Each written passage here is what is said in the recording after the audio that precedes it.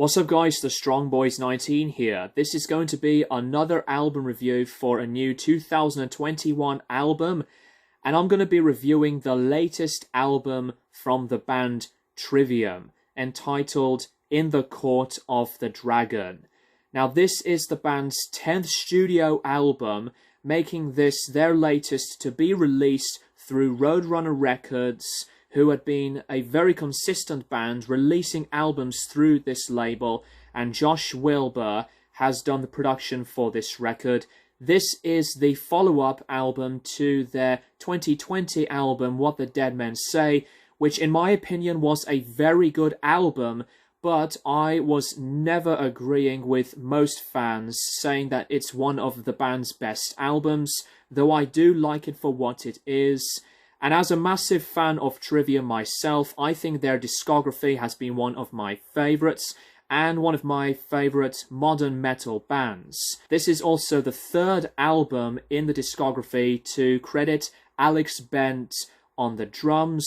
The band had been writing this material during the pandemic, and as I was looking through some information, that Corey, the band's lead guitarist and backing vocalist, says that the sound of this material sounded really pissed off.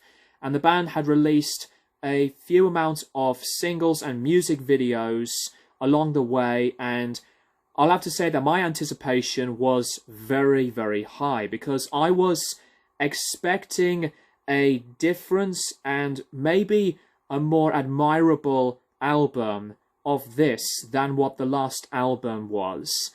And after 50 plus minutes of this album's entirety all the way through, this was absolutely worth of my anticipation, because I think Trivium to this point in their career have sounded even more adventurous and technical, with so much chemistry to dive into the sound of the band, and I have to find this album to maybe be one of the band's best albums in a long time. I do think that Ascendancy is my personal favourite Trivium album for nostalgia reasons, but they have made other incredible albums like Shogun, To the Sin and the Sentence, and others I did like The Crusade and In Waves.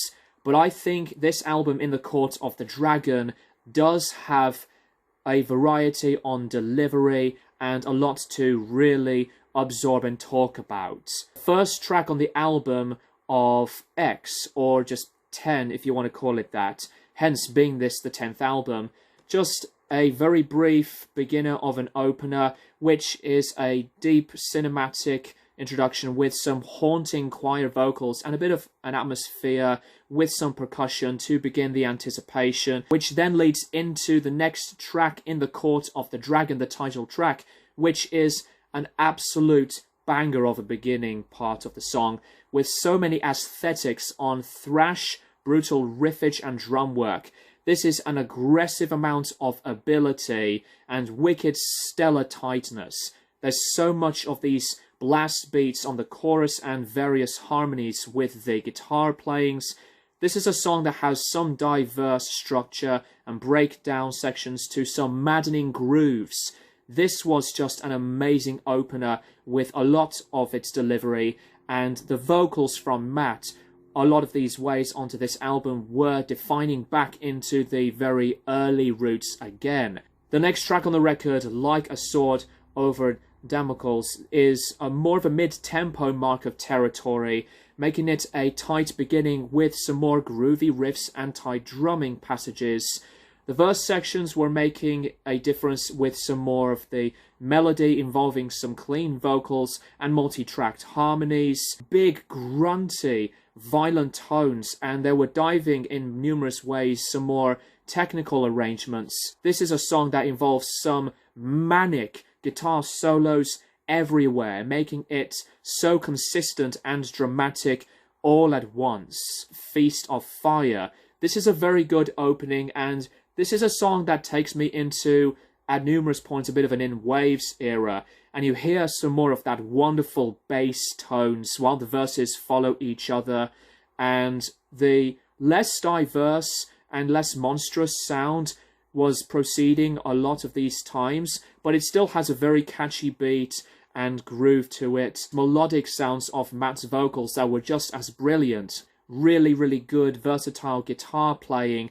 Very good song to follow up the previous two full sound band of the tracks. The next song on the album of A Crisis of Revelation. Now this is where Alex Bent is on fire on this track, because he made such a massive difference from his strong, admirable, yet very rhythmic ability as a drummer. So big on its energy. Lots of these movements from being a thrash metal style to, at some points when I hear these riffs, they have a bit of a heavy metal style, but there's so much to dive into because there's a lot of these twin guitar solo bliss of sounds and multiple structure changes all the way through. There was a lot of these progressive arrangements, as the musicianship on this track alone was amazingly crafted. And one of the best parts about this album, The Shadow of the Abattoir, the band here decides to make a softer, cleaner tone, more bass goodness and marching drums from the introduction, kind of like an Iron Maiden style, to be honest, as I think about it. And this is where you hear Matt Heafy's really low, clean vocals, and they just sounded incredible with his registers. I always admired his vocal performances as a vocalist, and I think that he's just one of the best vocalists in modern metal. But the music itself was on a less complex and chaotic matter, and switching into some more variety, more or less basic blasting chords beginning until the band go into some more anticipating speeds and absolutely a thrash metal vibe once again. This is another song that was pretty much interesting, with so much to admire from each of the sound of the band here. No Way Back Just Through, this is a massively brutal song with the return back to some vicious riffs and faster tempo of instrumentation, abrasive yet technical styles that was matching a lot of these pieces together with a wondrous chorus, and the drumming was building in a lot of its intensity, and another really great rhythmic ascension of feeling its own adrenaline and power. Fall Into Your Hands, the beginning part of this track reminds me of Pull Harder on the Strings of Your Martyr from the Ascendancy album, but as the sound of the band go full force here, I really think this is another fantastic track. This one, another one with a standout chorus because of Alex's addictive yet very virtuoso drumming. I really think this is another incredible song to deliver on its progression, and there were some moments on this track that bring me on a bit of a Shogun kind of admiration, which I really like very much. The second to last track on the album are From Dawn to Decadence.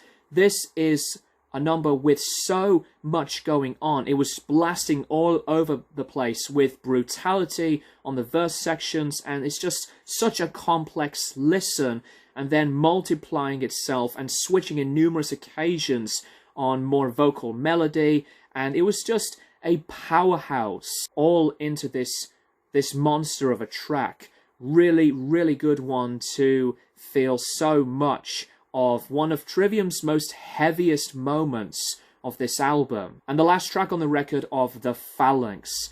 This track is very strong because I think this was a brilliant, excellent build-up with another set of catchy beats and stunning guitar work, darkness as the track delivers, and also the vocals were just absolutely destructive. One of the best parts about the album is that there was advanced results from the bridge sections to some violent chemistry, and at the same time there was more of the atmosphere surrounding the track as the band was moving into these various pieces, and I think that this was just as cleverly written with a fantastic, precise and very tight ability. The Phalanx was really a wonderful closing track to finalize the sound of the band and this entirety of this album. The production from Josh Wilbur is also incredible. Really do love the triggered yet attacking driving guitar tones and the drums as well, and as well with Matt Heafy as a vocalist with this album. He's just such a wonderful, phenomenal vocalist, and much respect to Corey for building in more of the aggressive sound and his frenetic guitar solos, as well as Matt's bass work on the album was fantastic, and his tone on his bass was crisp, and as well with Alex Bent's drumming, really do I need to say more? And I have to say that this lineup of Trivium is absolutely the best lineup that Trivium had ever been matching each other from the start to the finish, ever since from the album The Sin and the Sentence and onwards. Overall, I think In the Court of the Dragon marks Trivium for me at maybe one of the band's best records in a long time, and more of a favourable one at that than the band's last album. I'm going to give this album a 9 out of 10. This is a record that I would definitely put in as one of my favourite albums of the year, and I am very curious to know what you personally think of this album in the comments down below. Do you think that this is one of the band's best albums? And do you think this is an improvement or as good album like the last record? Thank you guys for watching, and I'll keep you guys posted for more videos in the near future.